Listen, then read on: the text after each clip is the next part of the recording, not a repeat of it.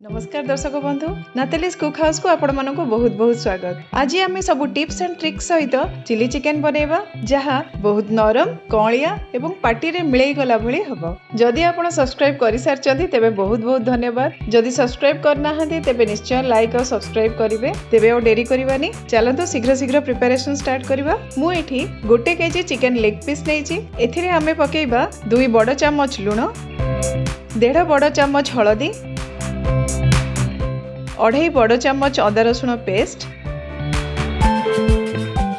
एठी आमे नेबा 2टा अंडा जहा द्वारा कि हमर चिकेन रो बाइंडिंग बहुत भलो हबो। 5 बड़ चम्मच फ्रेश दही नेबा। देखिबा जेमिति दही बेसी खट्टा हेइ नथिबो।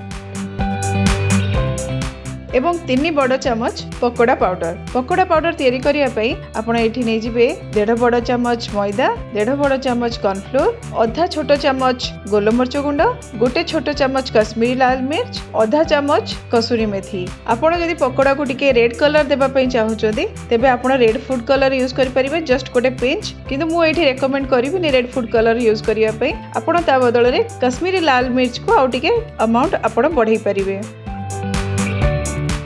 मोर प्रथम टिप है आपण चिकेन को 3 घंटा पर्यंत मैरिनेट करके रखंतु, जहा द्वारा आम चिकेन बहुत सॉफ्ट और टेंडर हबो। मोर सेकेंड टिप्स है तेल को आम मीडियम टू हाई फ्लेम रे गरम करी रखिबा एवं तेल गरम हो जिबा परे आम यहा को मीडियम कर देबा। एबे जल्दी जल्दी आम चिकेन पीस गुडा को पके देबा।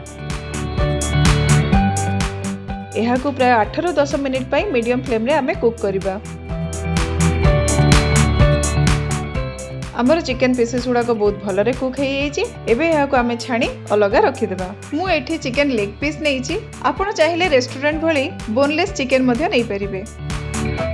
तेबे एबे चलंतु चिली चिकेन पई आमे सॉस तैयारी करबा। सॉस तैयारी करिया पई आमे गोटे कड़ाई नेबा। सेथिरे पाखापाखी 5 ରୁ 6 टेबलस्पून तेल नेबा। मु एठी सेही छणा तेल को यूज करची। एबे एथिरे पकेबा पाखापाखी 8 बड़ चम्मच चुनचुनी कटा रसुण। एहा को टिके 10 ରୁ 15 सेकेंड फ्राई करि नेबा। एबे एथिरे पकेबा 5 बड़ चम्मच चुनचुनी कटा अदा। एहा को मध्य 30 सेकेंड ରୁ 1 मिनिट पर्यंत फ्राई करि नेबा। मु एठी 2टी कैप्सिकम को एही भली बड़ बड़ खंड करी काटी नेइची। एबे एहा को मध्य एथिरे पकेइ नेबा। आपण एठी रेड कैप्सिकम आ येलो कैप्सिकम मध्य यूज करि परिबे। एठी मु पियाज को मध्य एही भली बड़ बड़ खंड करी काटी नेइची। एबे एहा को मध्य एथिरे पकेइ देबा। मु पाखापाखी 4 ରୁ 5टी मीडियम साइज पियाज को एही भली भाबरे काटी नेइची। एहा को भलरे गोळाई नेबा।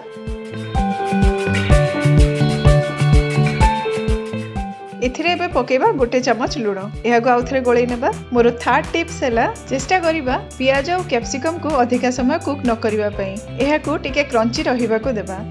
एबे एथिरे 4 ରୁ 5 बड़ चम्मच विनेगर पकेइ नेबा। एबे 8 ରୁ 10टी कंचा लंका को मु एठी टिके चिरी की रखिची, ताकू मध्य एथिरे पकेइ नेबा। एहा को भलो भाबरे गोळै नेबा। एबे एथिरे पकेइबा 4 छोटो चम्मच सोया सॉस, 2 ରୁ 3 बड़ चम्मच टमाटो केचप। मझिरे मझिरे यहाँ को एमिति गोळै नेउथबा। 2 छोटो चम्मच ग्रीन चिली सॉस, 2 छोटो चम्मच रेड चिली सॉस, 2 बड़ चम्मच सेजवान चटनी एवं 3 बड़ चम्मच भजा काजू।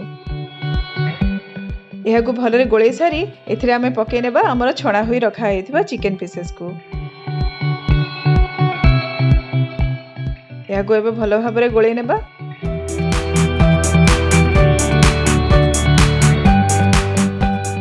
एठी मु 1 बड़ चम्मच कॉर्नफ्लोर को 1/4 कप पानी रे गोळै रखिथिली। एबे एही कॉर्नफ्लोर स्लरी को मध्य एथिरे पकेइ नेबा। एहा को एबे ओ बेसी समय कुक करिबानी। मोर फोर्थ टिप्स हैला कॉर्नफ्लोर स्लरी को बेसी पानिया करिबेनी, नहले हमर चिकेन कोटिंग गुडी का छाडी जिवो। 1 ରୁ 1.5 मिनिट पर्यंत एहा को एभली एपट सेपट करी एथिरे आमे पकेइ नेबा धनिया पत्र। हमर चिली चिकेन रेडी हेइ एइची। बहुत ही टेस्टी हेइची, बहुत डेलिशियस हेइची। थरे निश्चय ट्राई करिवे। रहूची, धन्यवाद।